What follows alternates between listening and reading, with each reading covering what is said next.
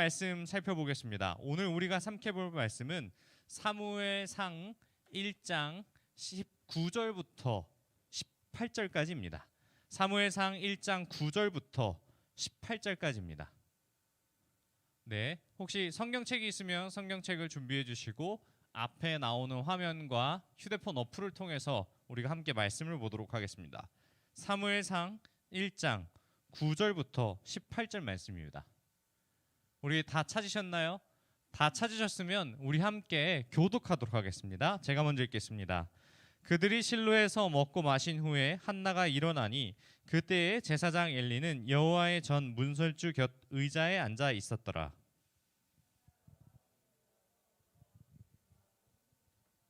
서원하여 이르되 만군의 여호와여, 만일 주의 여종의 고통을 돌보시고 나를 기억하사 주의 여종을 잊지 아니하시고 주의 여종에게 아들을 주시면 내가 그의 평생에 그를 여호와께 드리고 삭도를 그의 머리에 대지 아니하겠나이다.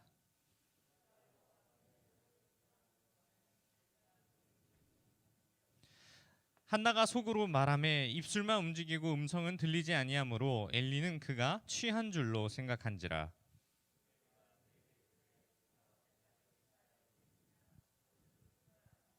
한나가 대답하여 이르되 내 주여 그렇지 아니하나이다. 나는 마음이 슬픈 여자라 포도주나 독주를 마신 것이 아니요 여호와 앞에 내 심정을 통한 것뿐이오니.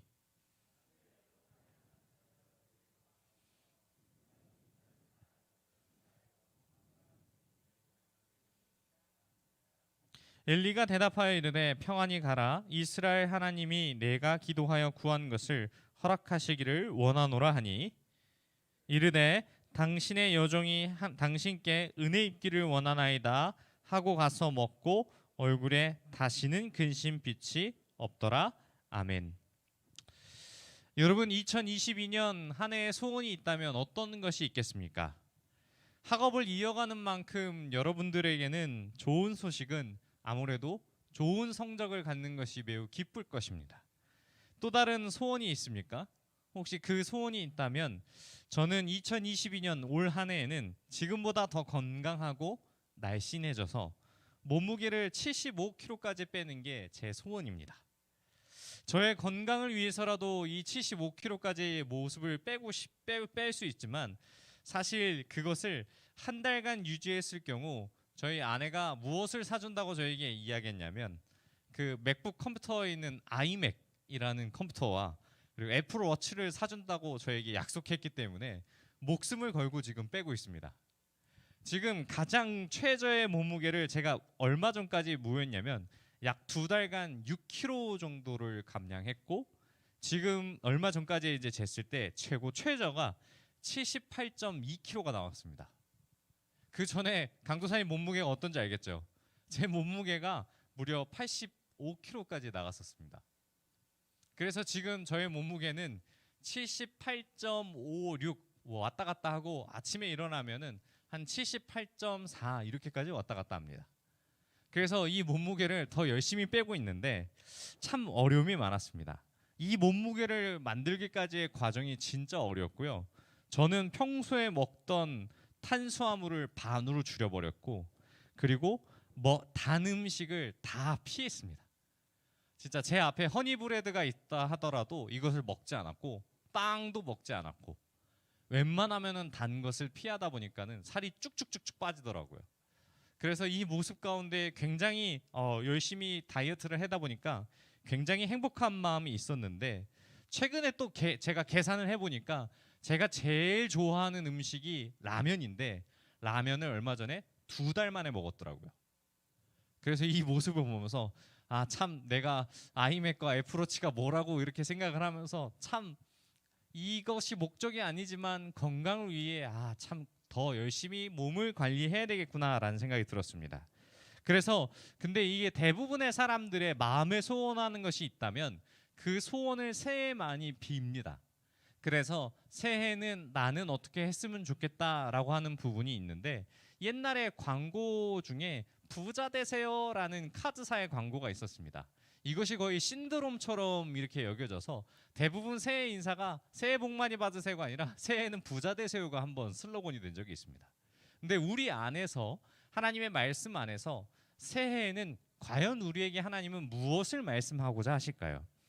참 사람들은 소원을 빌 때 어떠한 행동을 공통적으로 하게 됩니다. 무엇이냐면 많은 노력이 그것을 소원을 이루려면 많은 노력이 반드시 뒤따라와야 하며 운도 따라와야 된다고 합니다. 하지만 결국에 그 소원은 자신의 힘으로 할 수 없다라는 사실을 인식하는 순간에 어떻게 되냐면 이 힘으로 할 수 없다라는 것을 알기 때문에 누군가를 의지하기 시작합니다. 그것이 신이 될 수 있고요. 예전에 우리나라 같은 경우는 그 동쪽에 뜨는 태양인가 아마 동쪽을 벌어놓고 물을 하나 떠놓고 이렇게 밤새 하얀 소복을 입고 기도하는 문화도 있었고요. 새 해돋이를 보면서 소원을 빌기도 하고 혹은 별똥벌이 떨어질 때에 우리는 소원을 빌기도 합니다. 그리고 또 다른 종교의 힘을 빌어서 우리가 이것을 소원을 빌기도 하는데요. 그렇다면 그러한 기도를 한다고 해서 진짜 이루어질까요? 우리가 늘 기도하지 않습니까? 전 국민 중에 누구나 한 번쯤은 이렇게 기도했습니다. 로또 한번 당첨되게 해주세요. 대학 잘 가게 해주세요. 좋은 성적 얻게 해주세요. 만약 그러한 기도가 모두 이루어진다면 어떻게 되겠습니까? 아마 우리나라는 아비규환이 될 것입니다. 왜 아비규환이 되냐면 세상의 모든 존재하는 물질은 한정되어 있고 이것을 차지하기 위한 욕심은 끝이 없기 때문에 이것이 가능하지 않고 기도가 이루어지지 않는다라는 것이 당연합니다. 오늘 말씀에서는 이 한나라는 여자가 나오는데 이 여자가 결혼을 하고서 자녀가 없어서 굉장히 마음 가운데 고통이 많습니다. 이 한나라는 사람을 사무엘상의 첫 번째 등장인물로 나오는데 이 등장인물로 나올 때에 한나가 기도를 하는 것이 이 사무엘서를 전체를 이끌어가는 것에 굉장히 큰 핵심을 주어집니다. 그렇다면 이 사무엘상에 한나가 드러났는데 임신하지 못하여서 자녀를 얻기 원하는 그 마음에 소원하는 것을 하나님께 드렸는데 이것에 관해서 무슨 이야기를 우리에게 주고자 하시는 걸까요? 이 자녀를 낳지 못한다라는 것은 성경 안에서 아주 큰 상징이 나타납니다. 바로 무엇이냐면 생명을 잉태해야 될 여자의 몸에서 자녀가 나오지 않는다라는 것은 저주를 받은 것으로 인식을 합니다. 그런데 우리가 본문 안에서 이것을 다 읽지는 않았지만 사무엘상 1장 안에서 무엇이라 했냐면 이 한나라는 사람이 임신하지 못했다라는 그 이유를 하나님께서 임신하지 못하게 막으셨다라고 이야기합니다. 곧 이 성경 안에서 이야기하고 있는 관점 자체가 생명의 주관자가 하나님이라는 사실을 이 말씀 안에서 드러나고 있는 것이죠. 그래서 이것이 마음 가운데 하나님을 신뢰하는 사람, 생명의 주관이 하나님께 있다라고 고백하는 이 한나의 기도는 하나님밖에 의지할 수밖에 없는 것이죠. 왜냐하면 자신이 마음에 소원하는 그 아들을 얻기 위해서는 하나님을 붙잡는 방법 외에는 없기 때문에 그렇습니다. 우리 한번 말씀을 볼까요? 10절 말씀을 함께 보도록 하겠습니다. 우리 PPT 한번 띄워주세요. 우리 함께 읽겠습니다. 시작. 한나가 마음이 괴로워서 여호와께 기도하고 통곡하며. 이 말씀 가운데 우리도 이런 모습을 한 번씩 본 적이 있습니다. 여러분들의 부모님이나 혹은 어떠한 부분에 있어서 예배를 드리다 보면 엄청 마음에 통곡하는 마음으로 눈물을 흘리며 기도하시는 분들이 가끔 있습니다. 이 마음 가운데 얼마나 큰 마음의 통곡함이 있어서 기도를 할 때 눈물을 흘리며 하나님께 아뢰까요? 그 심정은 기도의 당사자와 하나님밖에 모른다라는 사실입니다. 그래서 우리가 이 모든 가운데에 한나의 마음이 왜 통곡하냐면 자녀를 갖지 못한다라는 것은 또 다른 상징이 있는데 이 구약 시대에 성경에 기록된 시대에 자녀를 낳지 못한다면 하나님의 저주를 받았다라고 인식하는 것 동시에 다음이 없다라는 인식으로 들어가게 됩니다. 쉽게 이야기하면 대를 이을 사람이 없기 때문에 집안의 가문이 끊어지게 됩니다. 그러면 나로 인하여서 집안의 가문이 끊어지게 된다라는 것은 굉장히 어려운 일이기 때문에 이것에 통하여 여러 가지 마음의 심적인 부담감과 어려움 때문에 이것을 하나님께 토로하는 것입니다. 지금은 우리나라 문화 가운데도 이러한 부분이 없어졌습니다. 거의 없다고 해도 과언이 아닙니다. 하지만 불과 10년 혹은 20년 전만 하더라도 아들을 낳지 못한다라는 그러한 마음 가운데 있다라는 어려움들이 굉장히 컸습니다. 그럼에도 불구하고 하나님께 한나는 무엇이라 기도하냐면 아들을 달라고 기도하는데 그 기도의 목적이 조금 다릅니다. 그 기도를 드릴 때에 한나는 무엇에 있어서 조건을 드리는데 11절 말씀을 한번 띄워주실까요? 우리 11절 말씀을 보면 가장 첫 번에 서원하다라는 이야기를 합니다. 이 서원이라는 것은 하나님과 나와의 약속을 통하여서 기도를 드리는데 조건을 거깁니다.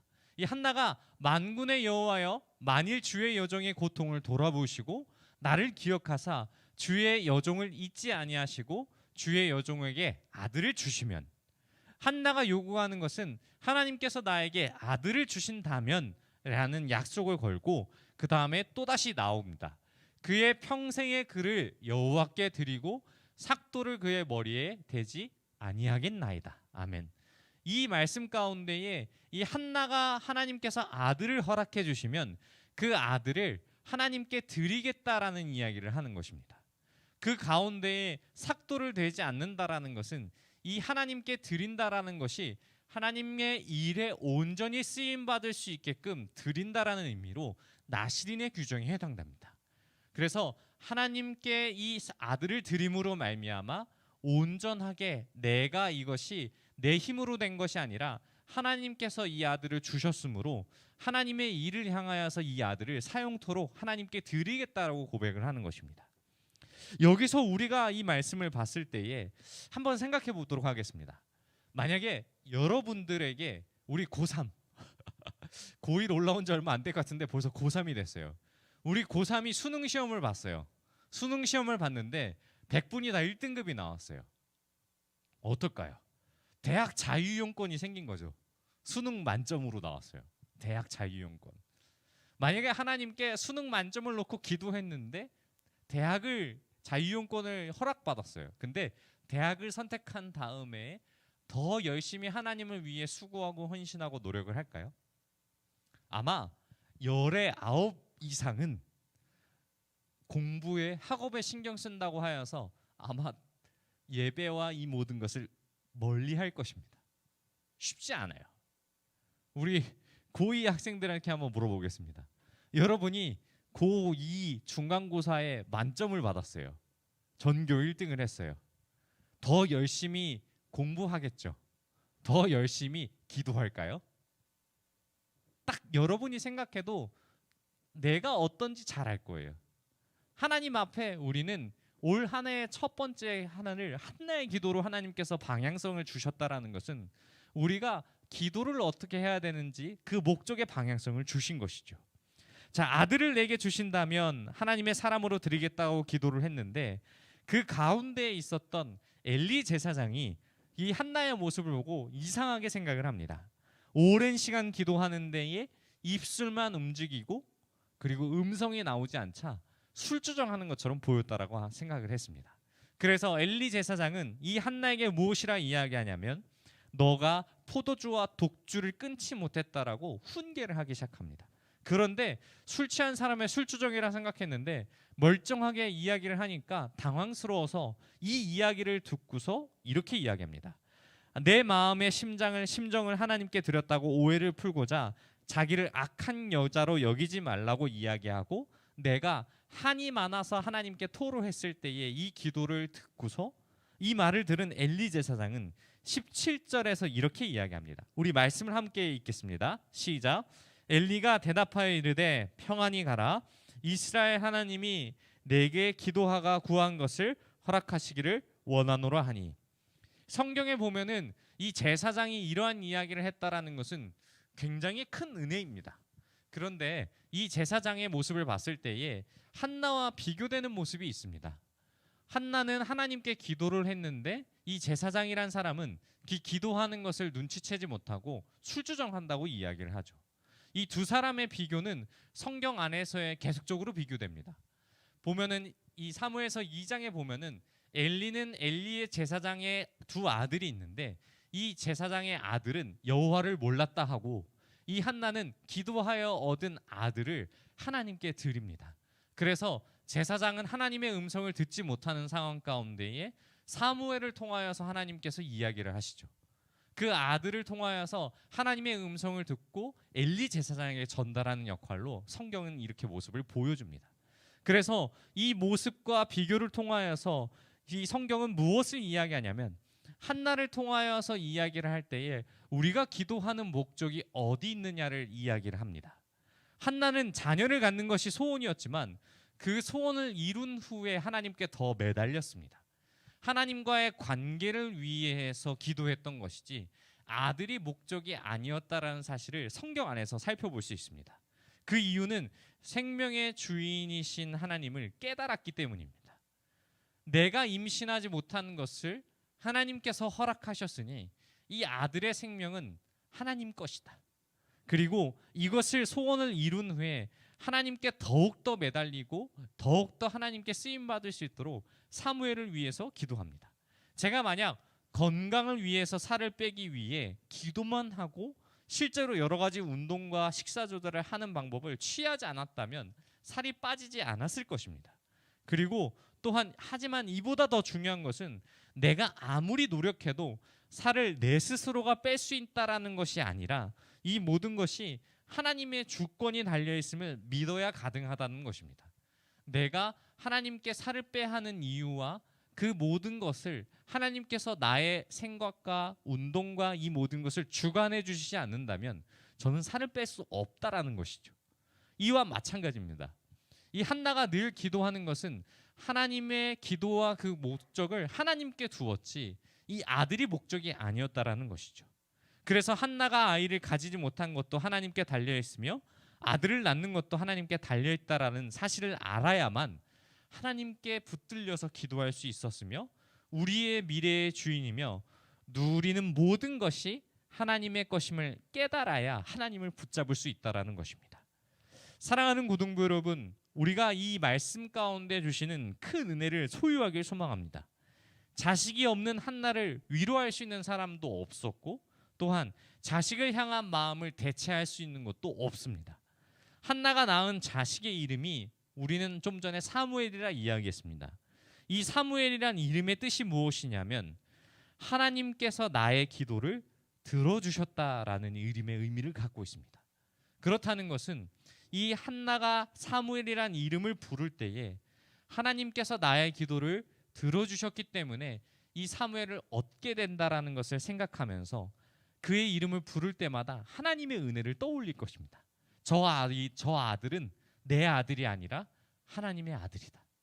이것을 통하여서 하나님께서 키운 이 모든 것을 향하여서 하나님과 더욱더 깊은 관계를 맺기 위해 열망에 가득했던 한나는 이 말씀 가운데 더욱더 붙들림 바 되어서 믿음으로서 나아갔을 것입니다.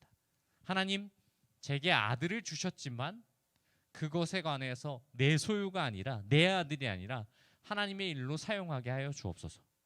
그렇다면 오늘 말씀 가운데 여러분들의 모습은 어떨까요? 저는 말씀을 준비하면서 이 찬양의 가사와 말씀이 계속 떠올랐습니다. 어떤 찬양이냐면 원하고 바라고 기도합니다란 찬양의 가사가 계속 떠올랐습니다.